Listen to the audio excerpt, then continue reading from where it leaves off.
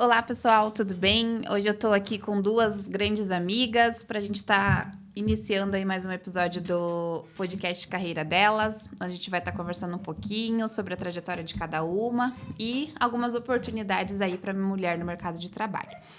A primeira que eu vou apresentar para vocês é a Ana. Ela vai falar um pouquinho dela. Ana, tudo bem? Tudo bem. Eu trabalho como programadora na empresa Faurecia. Também sou bailarina formada, então eu trabalho com balé também. E é isso. Agora eu vou apresentar para vocês a Alanis. A Alanis fala um pouquinho de você também. Eu sou a Alanis, eu trabalho como controller de projetos na OneSubsea. Sou formada em contabilidade, já faz uns 3 anos, mas me interessei bastante pela carreira de controladoria. Ah, legal. Então, a gente vai estar trocando um pouquinho de ideia sobre como foi a trajetória de cada uma delas, sobre quais foram os desafios e, principalmente, ali a escolha, né, de cada um dos caminhos de cada uma delas. Então, vou começar com você, Ana. E aí, como é que... Quem é a Ana, né, para começo de conversa? Eu sou bailarina desde os meus 9 anos. Comecei criança, então eu fui mais pela minha mãe. Legal. Minha mãe me levou, fiz a matrícula, comecei. A minha carreira começou como bailarina, então eu me formei em 2019. Quanto tempo, mais ou menos? 10 anos de formação? Foram 9 anos e daí a gente entrou no ano de formatura, que foi um ano inteiro só de ensaio e preparação para a formatura. E dentro desse curso ali, o que tem tanto para você se formar uma bailarina profissional, né? Depende muito da escola, né? Cada escola segue um pensamento, uma preparação, tanto física quanto conteúdo também, né? Que o balé tem bastante estudo. Mas aonde eu estudei, a gente fez 8 anos de aula. Tem os níveis, né? Tem básico, intermediário, avançado. Legal. Também tive que passar por alguns trabalhos, trabalhando na recepção da escola, conversando com alunos. Não sabia dessa parte. Trabalhei ajudando a dar aula. Eu ainda não era formada, então eu ficava junto com uma professora formada, dando aula com as crianças e adolescentes. Então, eu estudei 8 anos na escola. E cheguei no ano de formatura e foi ensaio todos os dias. Nossa. A escola fechava. Achando que balé era só, né? Tipo um hobby, né? Não, e tem uma preparação física também, né? Então, tem que ter uma dieta. Nossa. Tem que ter um treino um pouco mais puxado. Porque tem que ter um psicológico bom também. Porque tem todos os desafios mesmo das fases, né? Pra você ir passando de nível pra nível. Sim. E aí você apresenta tipo um trabalho quando você vai passar do iniciante pro intermediário, alguma coisa assim? O iniciante, você está conhecendo o balé, né? Você entra ali, conhece o balé. Aí, no intermediário, já começa a ficar um pouco mais puxado. Legal. Avançado, você entra na sapatilha de ponta, né? Que é o quê? Que você super sabe, né? Todas as bailarinas. Sim. Você já fez? Não. Mas imagina. Mas realmente fica super... É uma curiosidade minha, né? Aqueles super machucados na ponta do pé. Todo mundo pergunta isso, né? Assim, no meu ano de formatura, eu fiquei com alguns machucados. Mas depende muito. Eu estava me formando para ter o certificado, o diploma e poder dar aula e continuar uma carreira de bailarina. Legal. Mas quem quer viver só da dança, quem está dançando no Bolshoi e quer ir para uma escola famosa e treina muito mais do que eu treinei, com certeza o pé fica machucado, não tem como. Então, acho que realmente não vai estar Mas dando, né? não é tudo aquilo também que postam, que tem fotos que, meu Deus, Sim, o pé tá destruído ali. Destruído, Né? você nem reconhece que é um pé. Sim. Mas machuca, mas se você cuidar, ter o cuidado necessário. A sapatilha também tem uma proteção que você coloca ali nos pés. Legal. Às vezes não adianta muito. Que fique bem claro. Machuca, dói, não tem como, porque todo o seu peso está em cima do seu pé e do seu tornozelo ali. Mas tem toda uma técnica para melhorar. E você se formou daí, por exemplo, cheguei no final, me formei no intermediário, apresentei como se fosse ali o TCC. Posso ser professora e posso ir para mais algum outro caminho ou não? Depende do que a pessoa quer, né? Eu fiz a minha formatura em 2019. 2020 veio a pandemia. Então, eu não tive muita continuidade ali. Sim. Porque as escolas fecharam. Sim. E aí, eu estava trabalhando lá na escola. Eu estava ajudando a dar aula no sábado. Aí, já me mandaram embora também. Nossa. Enfim, foi um pouco difícil. Mas você pode continuar como professora. Tem escolas que aceitam o certificado por outras escolas, tem escolas que não, depende muito. Ah, entendi. Teve escola que você tem que se formar inteira lá. Ou você tem a faculdade de dança também, né? Eu não cheguei a fazer a faculdade, eu sou formada bailarina clássica por uma escola de balé. Eu conheço balé, eu posso ensinar. Legal. E posso falar sobre, mas eu não tenho a faculdade de dança. Tem escolas que só aceitam a faculdade e tem escolas que aceitam o certificado por outras escolas, entendeu? Entendi. Mas, por exemplo, se eu e a Alanis aqui, né, que a gente super dança, a gente se decidir ser bailarina, quanto tempo a gente ia demorar? E nem é possível, mas é por conta da nossa flexibilidade, né? Flexibilidade de dieta. Na dieta, com certeza, mas vamos supor que daria certo a questão da dieta. Então. Não É mais fácil quando você começa mais nova, né? Criança, ali na adolescência, que aí você consegue fazer 8, 10 anos, depende da escola, 8, 10 anos de estudo. Tem escola que faz menos, mas eu acho que é mais necessário ter maior tempo né, de experiência. Tanto no balé, porque eu tive experiência no balé, no jazz contemporâneo, eu tive que passar por várias modalidades para me formar, para conhecer um pouquinho de cada, né? Mas demora de 8 a 10 anos. Então, se vocês fossem se formar... Passar aqui, acho que não vai estar tanto tempo, né, no momento pra gente fazer isso. Tem pessoas que não são formadas que dão aula. É porque todo mundo tem essa dúvida, né? Por exemplo, eu tenho uma questão de quando eu comecei a fazer exercício, de ter, sei lá, sou um pouco atrofiada, né, questão de nervo, alguma coisa assim, quero fazer um balé. Mas eu não vou chegar a ter a flexibilidade, por exemplo, de alguém que começou quando era criança, né? Talvez você tenha, mas demore mais. Talvez com 50 anos, daí eu faço primeiro. Depende muito, vai de corpo para corpo, né? Sim. De pessoa para pessoa, dedicação também, né? Sim. Se você quer ter uma boa flexibilidade, precisa treinar um pouquinho todos os dias. Entendi. Mas o mercado mesmo para bailarina é para mais nova, né? Tem pessoas, assim, que vivem da dança não dando aula, mas trabalhando, dançando por uma escola, por um teatro. Aqui em Curitiba, a gente tem o Teatro Guaíra, né? Que é mais famoso. Então, o pessoal é contratado para dançar pelo Guaíra. Eles viajam pelo Brasil, às vezes fora do país. E eles ganham um salário com isso. Mas aí é um trabalho. Eles têm que estar no Guaíra de segunda a sexta. Eu não vivi isso, né? Eu não estive dentro do Guaíra. Eu tô falando o que eu sei, o que eu escutei de algumas pessoas. Mas é uma rotina puxada também, né? Você tem que dedicar. É o corpo, você não para com o seu corpo. Você tá... Se machucou também, já meio que fica fora, né? Machucados e lesões para bailarinos são algo bem triste, assim, porque tem que parar, não adianta. Entendi. Não, legal. Mas a gente já volta com você, porque depois do balé você fez uma volta 360 e vai parar em outro ponto, né? Que não tem nada a ver com o balé. Sim. Mas e você, Alanis? Como que você começou nessa arte da controladoria de projetos? Ou como você foi parar até lá, né?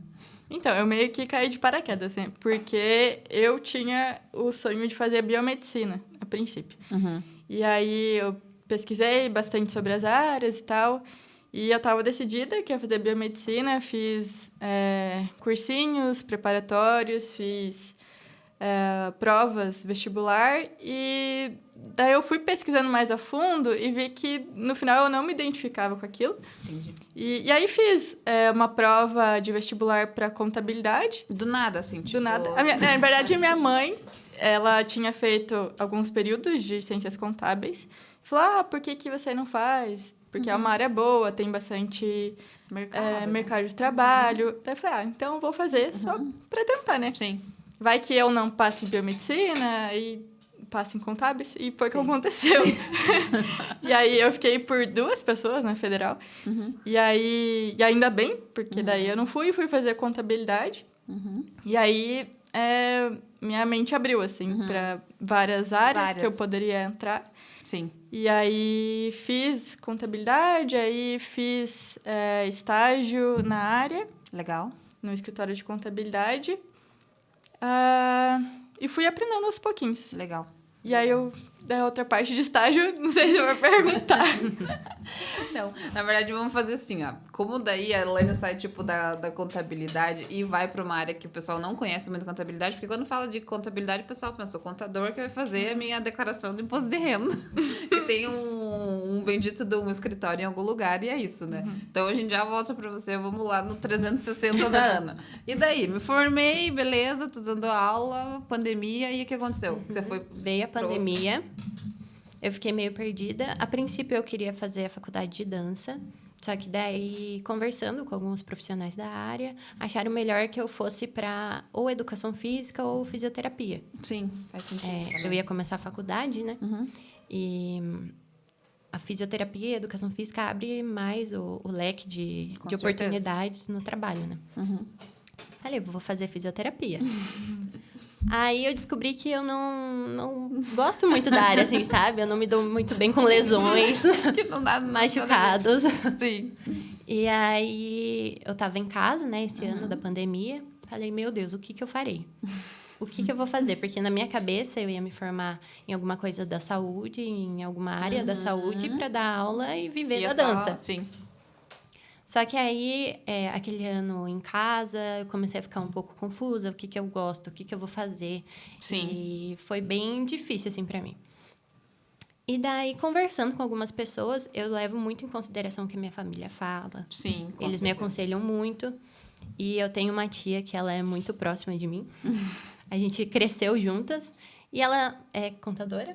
Ela é formada em contabilidade. Falou, não faça isso. Né? Agora ela é formada em Direito também. Legal. Mudou de área. É. Mas ela começou a me falar sobre tecnologia, como o mercado de trabalho estava bom para isso estar, e Sim, só tende a super. crescer.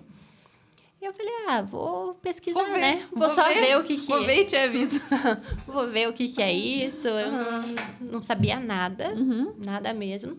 Falei, legal. Comecei a fazer alguns cursos, assim. Faz um curso aqui, outro ali. Mas você era meio nerd, né? Porque vamos e convenhamos. Eu fiz programação na minha faculdade, né? Eu nem me apresentei também, né? Mas, enfim, na engenharia você é obrigado a fazer uma parte de programação. E, assim, não deu match. Não deu certo. Não, eu passei pela misericórdia do Senhor. Porque tinha que fazer e tinha que ir pra frente. Mas não deu match. Não mesmo. Sério. Então, eu comecei fazendo aqueles cursinhos, assim, né? O que é programação? Ah. Lógica de programação. Sim. E... Legal. eu achei interessante. Nerd, assim, eu não vou falar que eu era muito nerd. Mas eu achei interessante e foi surgindo aquela curiosidade, né? Sim. Como que funciona? Aí fui pesquisando, falei, vou fazer faculdade de TI, na área de TI. A mãe dela, Totalmente tipo, diferente. A minha mãe guarda-roupa com os vestidos do balé, né? Do Bolshoi, com os ingressos comprados. E fala, não, agora a gente vai pra... E a minha mãe, Ana, tem certeza? Falei, mãe, eu não sei o que eu quero fazer. Eu sou uma pessoa que não gosta de ficar parada. Sim. Então, falei, vou tentar. Entrei para a faculdade de análise e desenvolvimento de sistemas. 2 anos e meio, né? 2 anos e meio. Rapidinho daí também. E eu fui para o mercado de trabalho, né? Dançando ainda, porque eu fazia aula, não parei. Continuei dançando. Legal. Porque Então, a dança, foi para mim, é um hobby também. é o meu hobby, é o meu amorzinho, a minha paixão. A maior parte da minha vida eu dancei. Sim. Lembrando que a Ana tem, né, 21 21 anos, então, no caso, sim. 21 e eu danço desde os 8. Então Então, eu não parei de dançar, não teve um momento que eu parei totalmente de dançar. Ou eu estava fazendo aula, ou eu estava ajudando a dar aula, ou depois na igreja. Sim, exatamente. E aí, a dança sempre fez parte da minha rotina, da minha vida. Mas eu continuei dançando, aí eu fiz a faculdade, fui para o mercado de trabalho na área do TI, né? Mesmo?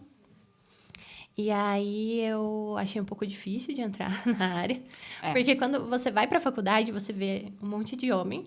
Sim, o mercado Nesse- completamente masculino, sim. Um monte de homem, 2, 3 meninas na turma. É a mesma sensação na engenharia. E sabe que eu tenho pra mim que, sim, tem uma questão ali de... tem menos oportunidades, né? Acaba no final.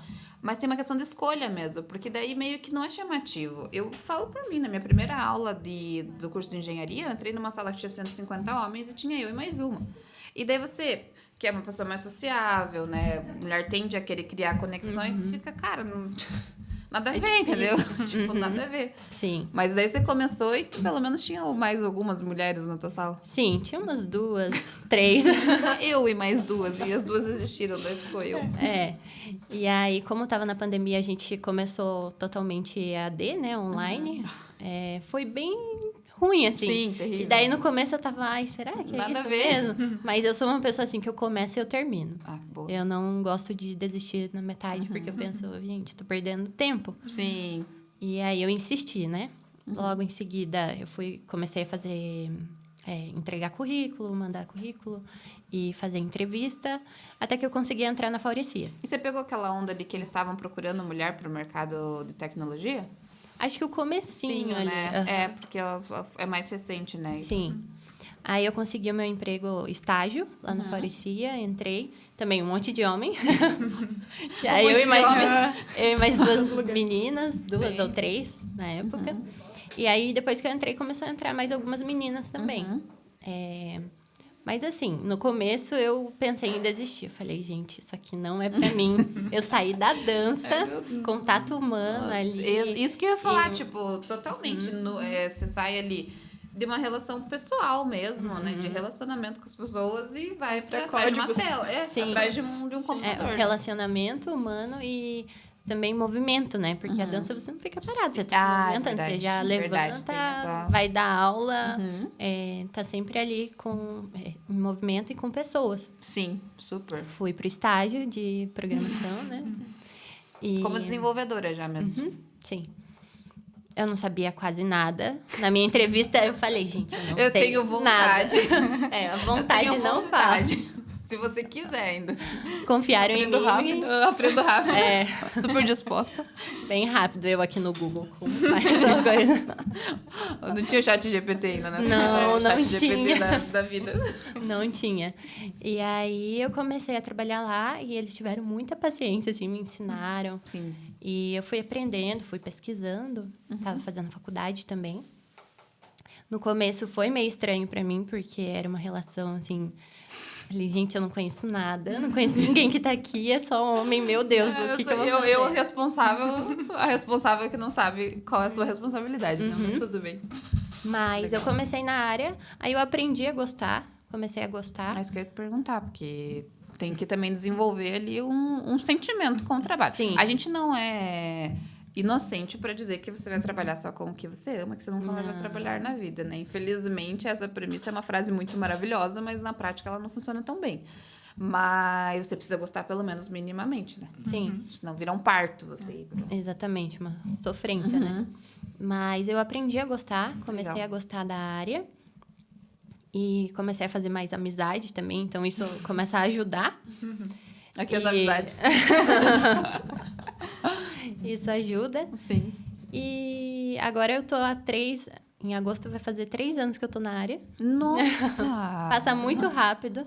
Eu fiz 2 anos de estágio. Que E aí fui loucura! contratada. E já vai Está fazer agora como desenvolvedor, analista analista de TI. de TI. Viu só? Chique. Chique, né? E continua dançando, né? E continuo dançando e dando aula de balé. Olha só. A pessoa é um Július. Durante Já fala, tem mais um emprego aí. 2 empregos. Eu trabalho durante o dia com programação, Uhum. ali na Faurecia. E de noite, no período da noite, eu dou aulas de balé. Legal. Perfeito. E arranjou, né? 2 áreas totalmente diferentes. E Às sim, vezes. e que conseguiu fazer encaixar. Eu entendo que talvez seja até algo que te dá o equilíbrio, né? Do tipo assim, Sim. putz, vou ali, né, pra programação, pra algo mais lógico. E à noite vou trabalhar também, mas vou trabalhar ali de uma forma mais leve, né? Então acaba que as duas coisas se encaixam. Sim, sim. E eu tô dando aula pra criança. Ah, então, é maravilhoso. Não são complicados igual os adultos. não. Altas cartinhas, chocolatinho. Ah, sim, fofíssimos. Minha professora é maravilhosa. É a melhor prof do mundo. Lindos.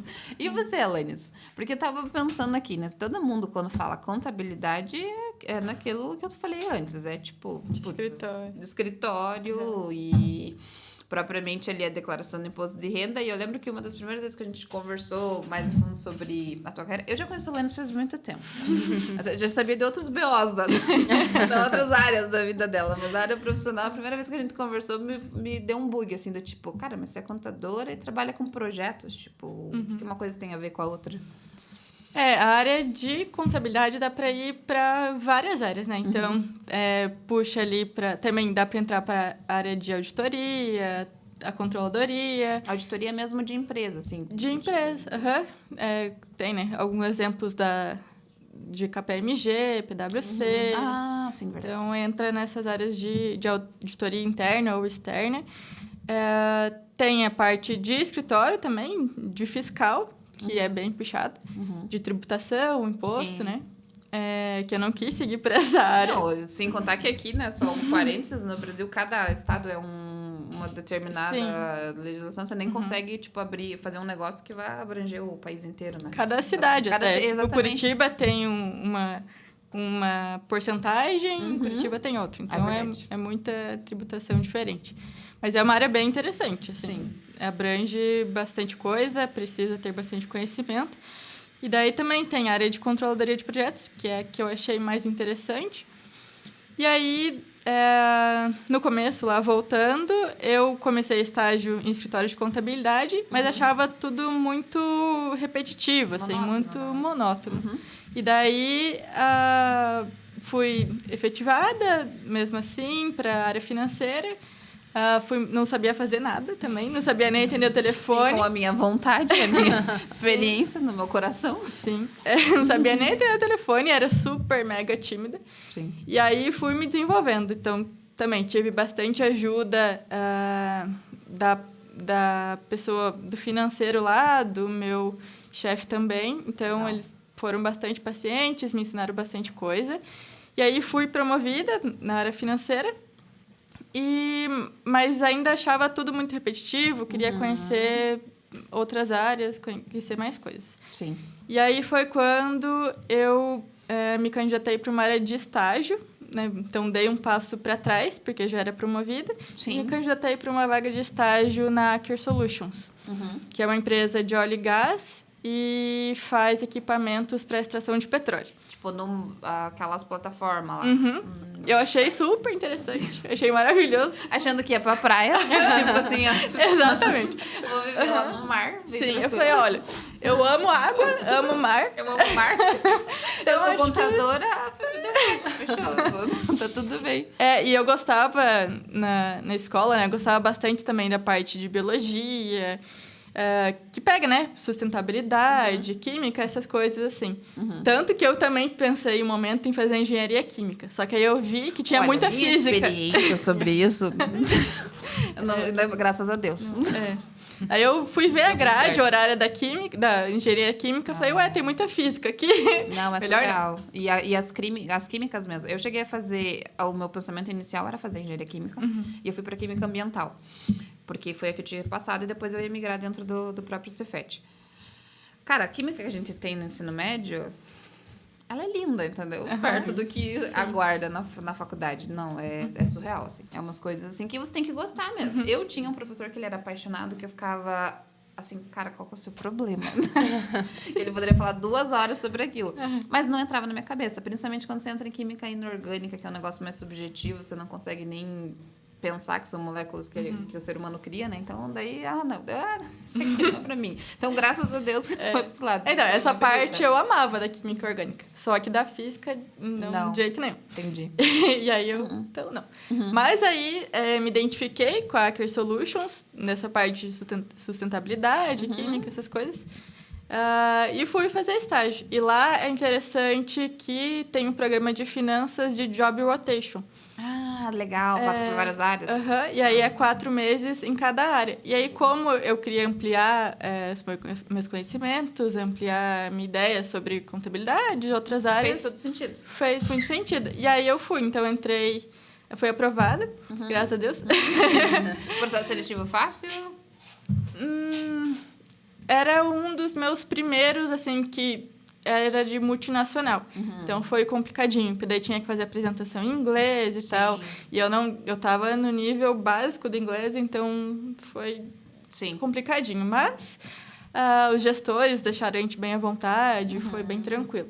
Então, aquelas várias etapas, né, que eles fazem, triagem, os testes, depois presencial, geralmente um pitch, né, para todo mundo. Legal. Um pitch, aí eu tinha apresentação sobre você, sobre os seus sonhos e tal. Eu tinha que até colocar uma foto sua e falar, tipo, seus sonhos. mas foi legal, assim. E até na entrevista eu já fiz bastante amigo, assim. Legal. Então foi bem confortável.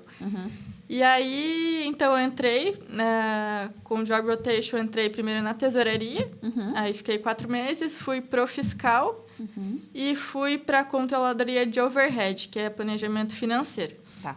E aí conheci, né, um pouquinho de cada área, gostei bastante da tesouraria e do planejamento financeiro. Mas aí veio toda a pandemia, foram desligados praticamente todos os estagiários. Isso foi em 2020, né? Eu entrei no finalzinho de 2019, 2020, em março, teve a pandemia, todo mundo foi trabalhar remoto e sobraram 2 ou 3 estagiários. E você era uma dessas? Eu era uma. Eu não, mas tipo, eu não era, daí eu... Eu era uma dessas, ainda bem. Oh, graças a Deus. E aí... então, a gente fui me aproximando do pessoal, né? Porque não sobrou tanta gente assim aqui do Brasil. Tinha eu e mais 2. A minha amiga fala que é a vaga do crente, sabe? Tipo assim, você tinha que tirar os lugares, aí ficou a vaga do crente. Quase isso. E aí, né? Realmente, na minha área de planejamento financeiro, ficou eu e mais 2 pessoas. Então, ficou bem reduzido. Mas foi bom porque aí eu comecei a desenvolver uma parte mais analítica, né? Então, não ficou ali só no trabalho de estagiário, né? De fazer operacional e tal. Então, eu me aprofundei na parte analítica e daí foi aí que a Aker tem todos os anos como eu posso dizer? Calibration. Ah, sim. Tipo, uma avaliação de desempenho, assim, pra dizer que você tá indo bem. Lá na fora você tem também esse tipo de coisa, né? Não. Eles acham eu sensacional. Não, eles dão mais final do ano, assim, que... Sim, é um feedback ali, né? Tem um feedback, mas... Mas eu acho que a calibração, ela é em prazos menores, né? Tipo, trimestral ou semestral. Ela é no final do ano só, uma vez por ano. Então é a mesma coisa, resumindo. É mais bonito chamar de calibration, mas é um feedback. É um feedback do mesmo jeito. Aqui na Renode tem a calibração a cada final de trimestre. Seria, eu acho bem mais eficiente. Não funciona. Funciona super.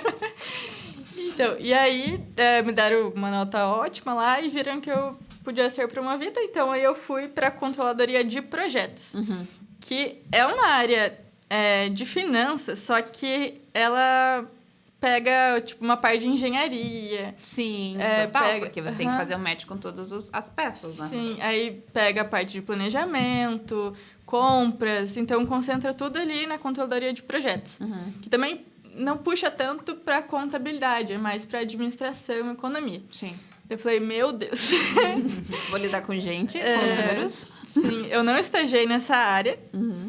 E, enfim, eu vou, né? Já que... No caso, é a vaga que tem, né? Como eu tô achando sensacional, muito legal essa vaga, eu vou pegar ela mesma, entendeu? Tô disponível. E aí o gerente até... veio me chamar para fazer entrevista interna e ele, você tem certeza que você quer se candidatar? Aí eu tenho. Aí ele, não, mas você tem certeza? Porque é difícil, para com isso, é chato. Eu, não, vou tentar, né? Daí fui. E aí eu tô achando maravilhoso até então, porque não é uma área muito repetitiva, assim, tem bastante... todo dia tem uma coisa diferente. Claro que tem os processos mensais normais, mas tem muita coisa nova, assim. Então, não é nada monótono. Mas hoje você faz a validação financeira de todas as áreas. Do tipo assim, vamos simplificar. Tem um projeto que vai ter arte de engenharia, ou compras vai ter que comprar algumas coisas, e a qualidade... Você divide o dinheiro para cada um, Você não, né? Tipo, vem o Bush e você controla se tá todo mundo dentro disso. Exato. Vem uma planilha gigantesca lá da Noruega. E aí É da Noruega. Como que é o nome? Não é mais Aker, né? É o OneSubsea agora. OneSubsea. Vou ficar com Aker, né? Não é fácil. Mais fácil. É que juntou a Schlumberger, juntou a Subsea 7 e a Aker. Aí ficou o OneSubsea. Entendi. Então você recebe o tender. A gente recebe... Porque a gente fica bem claro que nós estávamos fazendo uma discussão que o tender parece algo de Natal. E o que você falou da árvore de Natal? Só pra gente... Então, o tender, ele é uma área tem de finanças e de engenharia, que é um planejamento ali dos custos. Então, eles veem o que faz sentido, quantas horas o projeto vai precisar para desenvolver ali a manufatura, todas as áreas, né? Então, eles fazem uma planilha lá gigantesca e complicada, enviam para a Noruega e a Noruega retorna para a gente. Ah, entendi. Para a área de controladoria, propriamente dita. Para a área de controladoria. E aí, tem vários pacotes, né? Então, tem pacote 5, que é de árvore de Natal. Pacote 6, que é de controle. O que é árvore de Natal? Por favor. E aí, tem o pacote 5, que é a árvore de Natal. A árvore de Natal é o equipamento que extrai o petróleo, que é o maior de todos. E é chamado árvore de Natal porque quando tá lá no fundo do mar, quando liga as luzinhas, fica parecendo uma árvore de Natal com as luzinhas. Fica escuro, né? E daí fica... Com as luzinhas assim. ali. Porque ela é mais fininha em cima e vai ficando maior. E daí fica tipo uma árvore de Natal só mesmo. Uma outra aplicação para árvore de Natal. Extrair petróleo do fundo do mar. Mas isso tanto no termo do português e do inglês também? Eles usam? Christmas tree. extras. Qual é? Tree, Mas daí tem o X, X-tree. Tipo árvore de Natal de extração. Molhada, né? Nossa senhora. Não, então deixa quieto. Nossa. Essa parte essa parte. Agora a gente não tem que tirar do currículo inglês, né?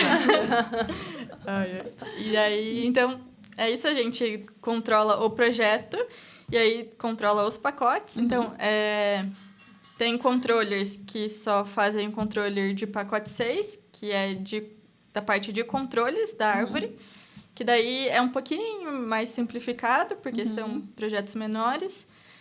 Mas, no fundo, é o mesmo trabalho. Tem que controlar a parte de planejamento, engenharia. E daí tem o pacote 5, que é de árvores.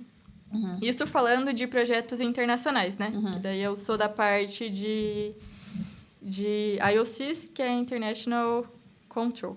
E aí tem a parte nacionais, que daí é o outro time que faz a parte de nacionais, que daí trabalha mais com a Petrobras, aqui do Brasil. Ah, legal. Trabalha então também com o governo, né? Enfim, sim. Estatal.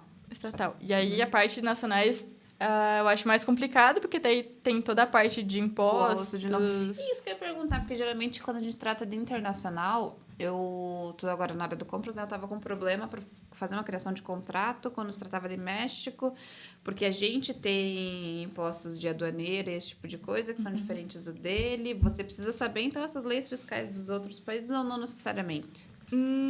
Um pouquinho, mas eu passo tudo isso pro Comex, que daí é a parte ali, né, do exterior e... então, para a parte de projetos internacionais, não tem impostos, né? Tem só ali frete e tal, e que é a parte maior da exportação. E para nacionais tem toda a parte de tributação, que daí... toda aquela complicação da contabilidade que você estava falando. Né? E aí o time de nacionais, ali Petrobras, ali puxa mais para a área de contabilidade. Entendi. Então, daí o internacional acaba sendo mais essa gestão mesmo, né? Mais gestão e o inglês, né? Que daí precisa fazer reuniões quase que diariamente com a Noruega. E o inglês, na verdade, é uma questão que não tem mais muito como sair fora, né? Até porque na tua área também, né? Tem, tipo...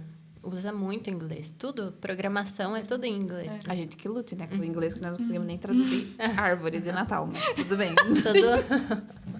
Mas a gente fala inglês, pessoal. A gente tenta. Nível avançado. Mas, cara, isso é um tabu assim, muito grande pra gente que é aqui do Brasil, porque no meu caso, é uma empresa francesa, a Forense também, né? Tipo, cara, o francês, ele fala inglês bem mal e a gente tende a se cobrar muito mais do que eles pra se fazer entender quando, às vezes, em reunião, tipo, cara, não tá pra entender nada o que você tá falando, senhor. E o senhor é um diretor, mas tudo bem. Mas agora eu cheguei à conclusão assim. Me fiz entender, consigo comunicar, vou aprimorando conforme o decorrer, porque não tem muito aquele inglês tão polido, né? É diferente. Eu tenho uma amiga que ela trabalha com tradução. Daí revisão de documento, esse tipo de coisa, daí tudo bem, né? Mas a gente não...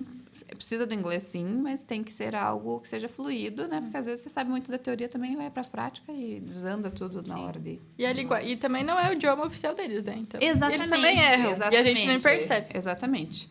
Eu comecei a mandar uns e-mails feito índio, né? Tipo, feito índio, traduzindo para português. Mas, cara, e começou a funcionar que as pessoas me respondiam, eu ainda fiquei, então, meu filho... Né? Sou muito bilíngue. Sim. Exatamente. Eu tava fazendo uma demanda, foi sexta passada, que tinha que fazer, tipo, super correndo. E aí eu respondendo lá os norueguês, e eu, tipo, escrevendo, e eu lendo, deu, meu Deus, tô entendendo tudo. E daí eu escrevia, tipo, de qualquer jeito, mas deu boa. Eu falei, se ele tá me entendendo, então Sim, é esse mesmo. Super. A gente atende Latam também aqui, né? E daí eu tava tirando sarro pro Jun, que agora fala 3 idiomas. Português, falo inglês e o portunhol que eu inventei na minha cabeça. Buenos dias, e como estás? E de repente eles começam a ter louco. Só que o espanhol, pra mim, tá sendo mais difícil do que o inglês, no sentido de que a gente tem aquela falsa impressão de que é uma língua irmã nossa, e na verdade é uma prima bem distante. E outra coisa, o espanhol dentro da América Latina, principalmente, a gente tem o cordobês, que é de uma cidade específica da Argentina, que é terrível. Assim, tipo, você não consegue entender nada que o cara tá falando. Talvez fosse mais fácil se ele estivesse falando num francês ou no inglês, no sentido de tentar construir a frase que ele tá fazendo. E daí eu levei um baque, assim, do tipo, nossa, cara, agora eu sou bilíngue em inglês, espanhol, eu tô patinando. Então, às vezes, a gente vai tendo essas descobertas só realmente na atividade, junto com o idioma, né? Na prática. Quando eu entrei, eu tinha o básico, na verdade, eu me formei para uma escola, mas não tinha prática, então eu sabia só na minha cabeça. E aí que eu tive que ir me desenvolvendo, não sou fluente, mas... apresentação em inglês para projeto. Tanto presencial quanto online. Antes eu escrevia tudo que eu ia falar, desligava a câmera e ia lendo. Daí agora já tá indo sem ler, com a câmera aberta, então ótimo. Mas eu sentia muito medo de travar, assim. Ainda sinto, mas já tá mais tranquilo. E o inglês, ele é mais fácil de entender do que falar, né? Com certeza. Eu não acho. Mas sério? Nossa! Não. Eu tenho dificuldade de entender. Sério? Então você tem que começar a assistir as séries, né, meu amor? Sim, só que também acho que é por conta do sotaque. Porque daí tem os indianos. Você tá entrando no Bali Haja, lá no Bollywood da vida, daí é outro viés. A gente tem uma hacker, uma OneSubsea lá na Índia, então eles prestam um serviço de engenharia pra gente, então tem que ficar mandando invoice pra lá. E antes eu trabalhava diretamente, agora eu já terceirizei, graças a Deus. Agora eu ganhei uma estagiária, eu vou ganhar um presente, meu amor, à Índia. Exatamente. E aí foi bom pra ela também, se desenvolveu. Ótimo, óbvio. E daí... Ela não tinha opção. E os noruegueses também falam super mega rápido. Sim. Então eu tenho bastante dificuldade de entender. Mas é que assim, ó, eu penso que talvez... O que eu faço, né? E justo falando aqui na pessoa que, né, fortemente tendências de TDAH. Quando eu tô numa reunião que é em outro idioma, eu tento me desligar e pensar assim, não, eu falo o que eles falam, vai dar tudo certo, e focar realmente ali no contexto geral. Porque às vezes a gente tem a expectativa de fazer uma tradução palavra a palavra, e daí isso não funciona. Ou, tipo, espera ele terminar de falar, pede pra repetir ali o final e... No final, às vezes você tá falando banana, o cara tá falando laranja, mas é tudo fruta e... Qualquer coisa, manda um e-mail lá pra eu analisar. Exatamente. Please, formaliza na ata aí, que depois a gente conversa. Mas vai funcionando, vai sendo mais fluido. No teu caso, você dá suporte em inglês ou você precisa participar das reuniões do pessoal do suporte? Do mais suporte. A gente tem os chamados, né?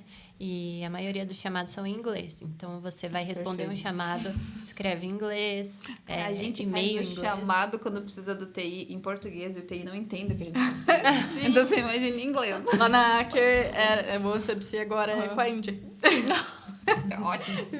Cara, porque toda vez que... Agora só uma reclamação dos meus amigos da TI. Só. Toda vez que eu abro um chamado, o cara não consegue entender qual que é o meu problema, entendeu? E eu não consigo entender como que ele quer me ajudar, porque na cabeça dele a solução é simples, e na minha cabeça o problema é outro. Daí eu fico imaginando em inglês. Mas aí você recebe o chamado por escrito ou às vezes ligação também? Por escrito. Ah, tá. Por escrito. Fica Se você mandar uma mensagem ou ligar, primeira coisa, abre um chamado. É por isso. A gente precisa do chamado. Eu Eu não tenho tinha a impressão pensado que eles nisso. ficam tomando café. Agora, Não. pensando você, eu vou dizer que não, né? Porque você é minha amiga, né? Vou puxar a sardinha pra você. Mas a minha visão do TI é, tá todo mundo lá tomando café, Bem jogando LOL. Não, eu não jogo LOL, só meu namorado. E daí você chama o cara fala, não, você tem que abrir o chamado aqui pra fila, Não. porque eu preciso mostrar meu desempenho. A gente precisa dos chamados pra Sim, não, faz sentido. analisar o desempenho mesmo. Até mesmo porque às vezes não é com você e daí é pra gente ter uma rastreabilidade, né, do que tá acontecendo. Mas é chato. É chato. Ah, eu Do nossa imagino. parte. Mas eu já fui boazinha, assim, do tipo, a pessoa me mandar mensagem, eu preciso de tal ajuda. Eu falo, ok, abre o chamado lá. Já tô abrindo. Aí eu vou lá, resolvo. Nunca mais abre o chamado. Nós somos as pessoas que não abrem o chamado nunca mais. Viu? A gente vai parar com isso, Ana. Tá bom. Promete. Em respeito à sua categoria. Aí agora eu não faço mais nada, enquanto eu não tenho o número do chamado. É, mas o pessoal tá bem assim mesmo. Acho que eles se conversaram em todas as empresas. Sim. Mas e daí, no final, você vai até o final do projeto... Isso aí tem ali todo o controle das horas, né? De todo o time, então engenharia, planejamento. E a gente vê os riscos e oportunidades. Então, se a gente está vendo que a gente vai gastar menos horas, a gente já aumenta a margem de contribuição do projeto. Você está vendo que vai ter uma ameaça. Vai tendo tipo umas perfo review, assim. Tipo, não tá dando, vai precisar de mais ou vai precisar de menos. Todos os meses a gente tem cost review com a Noruega ou com o país que é do projeto. E aí eles dão algumas dicas, veem se tá tudo certinho, se eles estão vendo algum saving, eles falam pra gente abrir o request lá, né? E aí a gente vai controlando. Então, quando tem ameaça por conta de alguma coisa externa, a Noruega pode passar um budget pra gente e a gente vai controlando. Legal. E eu acho sensacional que ela achou que ela ia trabalhar com a biologia, com a praia. Sim, Ainda bem que Tô trabalhando com engenharia. Voltamos. Ela também deu aquela volta. Exatamente. Mas que massa. E o que eu ia falar? E em relação assim, aos desafios, né? Tipo, porque a gente sabe que... Vamos lá. Eu não gosto da vitimização, propriamente dito, do nosso papel dentro do mercado de trabalho. Mas os nossos desafios, a gente precisa dizer que eles são diferentes. Vocês ainda não são mães, eu já sou mãe, eu já posso dizer que, cara, com a vida profissional, com a maternidade, ela vem outras dificuldades. Mas é um perfil nosso aqui, todas nós entramos no mercado de trabalho muito masculino, muito novas também, né? Então, tem toda essa outra carga. Como que vocês acham, assim, o que é o principal, assim, para você, que você acha que é o maior impacto, Ana, se você for pensar em relação a um desafio dentro da tua carreira? Assim, como eu falei, eu entrei ali na Faurecia, tinha muitos homens. Sim. E só eu e mais umas 2 ou 3 mulheres. E como a gente faz home office também, né? Então, geralmente eu vou, só está eu lá de mulher. Sim. E no começo eu me sentia um pouco... Coagida, assim. Não sei. Eles não colocavam muita pressão em mim, sempre foi muito tranquilo, mas a gente começa a se cobrar e olhar, gente, o que eu tô fazendo aqui, né? Pra trabalhar meio que da mesma forma. Mas no começo foi desafiador, eu consegui conversar abertamente e pedir ajuda pra mim. Sim. Parecia que eu estava, não me humilhando, mas... Era difícil, difícil pra mim. Ainda mais porque eu vim do balé, que é um mercado totalmente feminino. Sim. Tem homens que dançam, mas é muito mais difícil. Sim. Então, eu vim de um mercado muito feminino para um muito É masculino. que o acolhimento é diferente, né? Eu sinto que o acolhimento, quando se trata de mulher, assim, a gente tem os nossos desafios, porque ninguém é santa, né? Ninguém é fácil. Mas a gente tem os nossos desafios, mas eu sinto que o acolhimento é diferente. Eu também vim do mercado comercial e fui para a indústria. Então, assim, você tem mais abertura para falar de sentimentos, de coisas que você não roubou, né? Sim, Tá? sim. Então, esse tipo de coisa. Sim. E você, Alanis? Deixa eu pensar. No começo, que a parte de finanças é mais feminino. Sim. Mas a controladoria de projetos, em específico, é mais masculino, porque daí trabalha, né, com engenharia ali, que é maior parte, no começo, era mais masculino. Agora que eles estão tendo programas, né, Sim, de incentivo, de e tudo mais. incentivo. Sim. E aí tá não equilibrando, mas tá melhorando. Sim. E aí eu senti bastante dificuldade, acho que por não ter coragem, assim, Sim. por falar, tipo, com um gerente de projeto, homem que já tinha muita experiência em engenharia, aí vou lá eu... É quase a mesma coisa, né? É uma dor. Aí vai lá eu, mulher de finanças, Com 22 anos, com a minha cara de 17, tudo falar bem. sobre um projeto de engenharia. Assim, Tipo, é. Então, eu tive que me desafiar bastante, falar, tipo, não, você sabe o que você está falando, você estudou. Você vai lidar, né? Você Sim. está diariamente trabalhando com isso, então você pode ir lá e falar o que você sabe, mesmo que ele não concorde. Você é da área de finanças, então você sabe o que você está falando. E não que ele tenha que aceitar, mas tem que ter um equilíbrio, né? Com respeito e tudo bem. Eu acho que esse é um desafio, na verdade, meio que geral, assim, de todas as áreas mesmo. Mas principalmente essas que tendem a ser mais masculinas, a gente tem essa dificuldade muito grande com os dinossauros do mercado, né? Que geralmente são pessoas muito mais velhas, que já estão ali há muito tempo, geralmente do sexo masculino, porque isso era uma prática. A gente está tendo uma mudança de cultura, mas até a gente equilibrar realmente essa participação feminina e masculina no mercado de trabalho, em cargos de gestão e de gerenciamento, isso vai demorar um tempinho. E por escolhas de cada um no outro momento. Eu não vejo assim como... num primeiro momento a gente teve muitas portas fechadas. Eu vejo que a gente escolhia mesmo. Era mais confortável para mim escolher coisas que fizessem mais sentido com a minha feminilidade, com a minha rotina, que eu pudesse ali estar mais presente na minha casa e dentro dos meus objetivos. E em algum momento, quando a gente começou a entender que nós temos lugar nessas outras posições também, né, de tecnologia, de controladoria e propriamente da engenharia, a gente começa a ter outros tipos de desafio no sentido de chegar num terreno novo. O que o meu sentimento quando eu entrei na Renault era bem isso, assim, eu tô chegando num lugar assim que, embora já tenha ali algumas outras, né, que já estavam ali, é um terreno novo, um terreno meio que inexplorado. E óbvio que na seletiva sempre vai ter mais homens quando se trata de cargos ali para a indústria, porque vem da faculdade. Tinha 150 homens, 2 mulheres, não tem como ter todos esses participando do processo seletivo, e assim, respectivamente. Mas o meu maior desafio também era bem isso. No sentido de eu acreditar em mim mesma. Porque, às vezes, o preconceito ou propriamente, assim, a descredibilidade não vinha da parte do outro. Vinha da posição que eu me colocava. Sim, autossabotagem. Exato. Exatamente. A gente tem muito essa questão, assim, de ficar fazendo um comparativo com o outro. E a gente precisa chegar nesse momento de entender que no mercado de trabalho tem um lugar para eu ser a mulher com a minha feminilidade, com a minha competência, e tá tudo bem, entendeu? E eu tô nesse lugar por merecimento, porque alguém entendeu que eu sou capaz para isso, e eu sou, e ponto. Mas até chegar nesse... a gente roda um tempo, né? A Aker, que agora tá mesclando com a OneSubsea, a gente tem comitês de diversidade. E aí tem, né, comitê de raça, de geração, de gênero. E de gênero, foi aí que entrou a parte de manufatura para mulheres. Então, eles criaram lá um programa e que aumentou muito a quantidade de mulheres lá na manufatura. Então, é bem interessante. Sim, eu acho bem legal também. Eu entendo também que a pessoa tem que entrar ali sabendo, né, do que é aquilo e consciente, assim. Tinha uma época que o pessoal queria aumentar o número por aumentar, digamos assim, né? Do tipo, vamos trazer todo mundo. Não, mas você tem que entender a área que você está entrando, quais vão ser os seus desafios. Uma coisa básica, estava até conversando ontem. Amamentação para quem é da manufatura.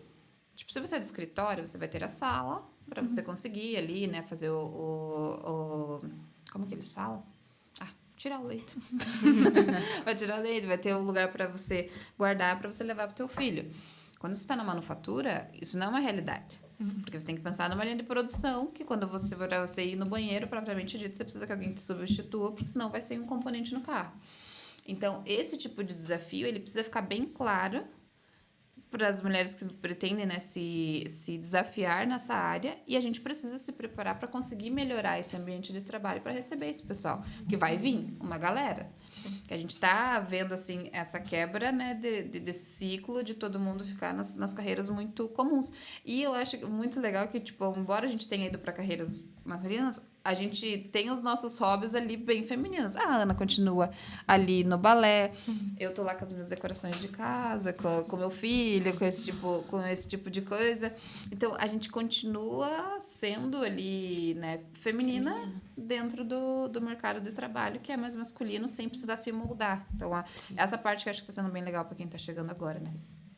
E, por fim, eu queria falar uma coisa bem importante, assim, que você entende, assim, tipo, do chamado de Deus, principalmente em relação ao teu trabalho, porque nós todas, né, sendo mulheres ali cristãs, a gente tem já um pipeline que vem da Bíblia, no sentido de que você ficaria ali, né, com os filhos, com o marido e tudo mais, embora o povo não costuma citar muito a Débora, que é juíza, a própria Esther, né, que foi, tipo, super sensacional ali naquela questão com os judeus. Então, todas essas coisas. O que você entende, assim, do chamado de Deus nessa parte da tua vida? Tá. Quando... Na dança, para mim, era algo muito confortável. Porque a escola onde eu cresci e me formei é uma escola cristã. Maravilha. Então, mesmo antes de eu entrar para a vida cristã e de aceitar Jesus, eu já me alimentava da palavra. Legal. Eles já soltavam as sementinhas, né? A pessoa sendo evangelizada, a informação. Isso mesmo. E aí, para mim, era muito confortável lá. Quando eu fui para a área de tecnologia, foi um pouco mais difícil, né? Entender que Deus me quer que meu, você tem certeza, Senhor? Sim. E é desafiador para mim, porque você tá numa área muito masculina e a conversa masculina do não mundo é das mais edificadoras. Né? Vamos falar, não vamos usar essa palavra. Quando a gente tá no mundo, em contato com o mundo, é super difícil, assim, você se sente mais excluída, você se sente um pouco diferente, né? Sim. Você se sente diferente. Sim. Então, é um desafio para mim. Mas é uma oportunidade também, né, de se fazer diferente, de mostrar uma vida diferente. E acho que esse é o maior propósito de eu ter entrado para essa área. É mostrar a diferença e, sempre que possível, falar do amor de Deus, falar de Jesus. Exatamente. E com a dança, que eu tô dando aula de dança, eu trabalho mais com as crianças, né? Então, eu sinto, às vezes, assim, que hoje em dia as crianças são muito deixadas de lado. Muita carência. Muita carência. Às vezes, eles só querem um abraço, um carinho, um amorzinho ali. E aí, Deus me coloca nesse lugar, junto com as crianças, para realmente cuidar delas. E acolher. E é um ministério que começa na dança do altar, né? E daí vem ali e vai... Exatamente. E dançando na igreja, né? Porque eu faço parte do ministério de dança na igreja. Também tem as crianças da igreja que fazem... participam do ministério, elas dançam. Então, eu já ajudei elas a fazer o ensaio das crianças. Então, eu levava a palavra. Que legal. A gente faz... Já vira ali, tipo, um GP, né? A gente faz uma ministração ali para elas. Legal. E elas se envolvem mais com a igreja, com a palavra. É um lugar que elas podem crescer protegidas por Deus e que massa. protegidas das coisas do mundo, porque hoje as crianças, elas têm Estão muito muito contato com tecnologia. Tem muito contato com a internet. A tecnologia não se meta com tecnologia, mas é que, Não, você tem o tempo de todas as coisas, né? Sim, a tecnologia tem as partes boas, mas também tem partes ruins. Como tudo, né? E hoje em dia tá muito fácil para elas terem contato com acesso a qualquer coisa e a qualquer isso conteúdo. Mas que massa. E você, Alanis? Bom, antes eu vi, assim, a biomedicina como algo mais de Deus para mim, porque seria mais na área de saúde, assim. Então, eu via que Deus estava me levando por esse caminho, porque é por área de saúde, eu achava que eu ia ajudar as pessoas mais por esse caminho. Mas aí foi quando tudo deu uma reviravolta. Sim. E aí que eu fui para contábeis, e aí eu vi que era ali que Deus queria que eu estivesse, porque aí eu tinha aqueles grupos pequenos, né, nas faculdades, e aí eu abri um lá na faculdade. Legal. E aí o pessoal foi indo aos pouquinhos, aí da turma da noite eu virei a líder, eu tipo, meu Deus do céu. Queria nem Como socializar. Assim? Eu toda quietinha lá, do nada, a menina vai abrir um GP. Aí... Só que daí... então, ali teve bastante entusiasmo do pessoal, que aí a gente fazia nos intervalos, uma vez por semana. Eu falei, olha, que legal, acho que Deus quer que eu esteja aqui mesmo. Então, tem um propósito aqui. E aí, eu fui trabalhar no escritório e praticamente todo mundo de lá era cristão. Então, o meu chefe, ele participava da PIB, então, toda semana, assim, ele falava de Deus, às vezes fazia oração. Era um clima mais acolhedor e cristão, assim. Então, então... Tá tudo certo. Tá tudo certo, tô indo pelo caminho certo. Sim. E a gente tem esse lugar, assim, porque uma coisa que a gente conversava até no nosso GP ali, antes mesmo de eu engravidar, era do tipo assim, que Deus ele tem um lugar para cada uma de nós. E algumas, sim, são as que são enviadas. A gente vai ter a oportunidade de falar com a Jenny, que é missionária e tudo mais pra frente. Mas tem algumas pessoas que elas precisam manter esses lugares, né? E pra gente manter, a gente precisa trabalhar e ter o recurso financeiro, que Deus prospera o nosso trabalho e a gente consegue ofertar. E eu me enxergo também muito nesse lugar, assim. Eu vejo que só dentro de casa eu já tenho um ministério gigantesco que eu preciso cuidar, né? O meu ministério maninho que eu estou criando e mais o meu marido e a família e tudo mais. Mas eu entendo como um complemento, assim, do meu chamado, essa parte do profissional. E até o que a gente tá fazendo agora, inclusive, né? Desse sentido, de você entender que você pode, sim, viver ali o chamado cristão para sua vida dentro da família, mas também seguir ali dentro do que é o chamado profissional de Deus para você, se ele te chamou para isso. E pode ser que ele não tenha te chamado. Tem pessoas que ele chamou única exclusivamente ali pro lar ou para outras atividades e tá tudo bem. Só que como um corpo, né, cada um fazendo a sua função, a gente se complementa. Sim. E só vou abrir um parênteses aqui. Quando eu comecei no ministério, na verdade, foi um chamado de Deus mesmo, né? Porque eu entrei para a igreja, comecei a estudar mais a Bíblia, conhecendo melhor a vida cristã. E aí eu ficava naquela pergunta assim, ai, Deus, será que eu entro pro ministério? Eu não sei se eu tô preparada. Não sei se estou preparada. 9 anos no balé.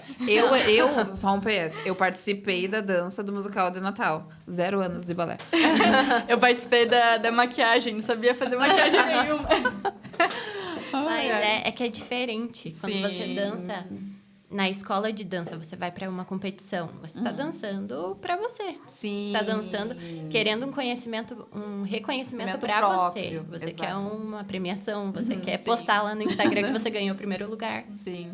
Mas quando você vai para a igreja dançar para Deus, verdade. você tem que Totalmente. diminuir o seu eu, você tem que... Passa a ser um instrumento ali, né? Sim, você tem que se desfazer Que e massa.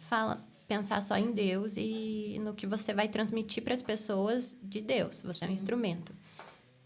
Então, eu falava muito com Deus. Ai, Deus, não sei se estou preparada, né? E as meninas do ministério. Ana, venha pro ministério, venha dançar. Aí, Deus me deu uma palavra. Eu acho que é Mateus 25, se não me engano. Não tenho certeza. Mas Depois a gente checa. a parábola dos talentos. Ai, que legal. onde ele entrega os talentos. talentos e ele volta para ver o que você fez com os talentos que ele Massa. te entregou. Que massa, E aí- totalmente. E aí acho que eu vou entregar o meu talento, o talento que Deus me deu, eu vou devolver para ele. Vou multiplicar, né? E aí eu entrei para o ministério, comecei a dançar.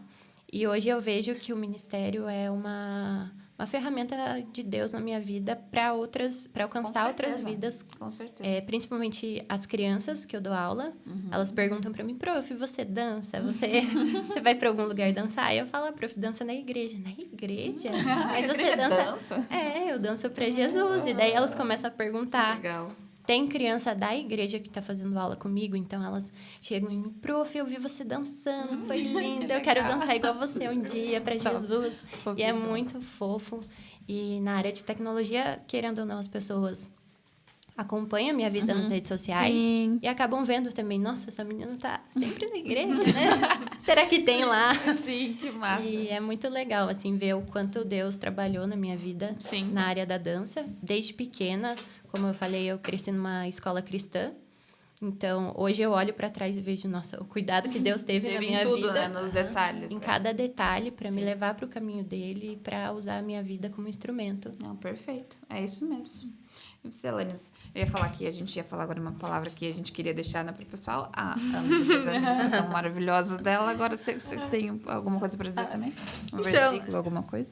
Eu vejo Deus dando coragem, tipo, nos tirando da zona de conforto e cada vez mais depositando coragem, Verdade. principalmente na gente, né, que tá nesse meio de multinacional e tal.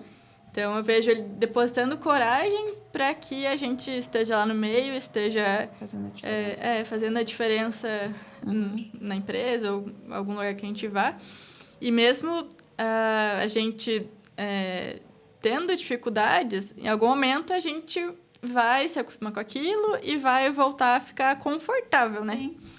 E, não sei, eu pensei no versículo de Jó, se não me engano, é 3:10, que lá ele passa pelas dificuldades, mas aí tem lá, você voltará a dar pulos de alegria. Então, mesmo que tenha dificuldades, a gente ainda vai ter muitos pulos de alegria com todo as nossas conquistas. É isso mesmo. E então é isso, meninas. Muito obrigada. Muito obrigada pela participação de vocês. Foi muito bom e eu espero chamá-las de volta. Obrigada. Obrigada. Queremos voltar.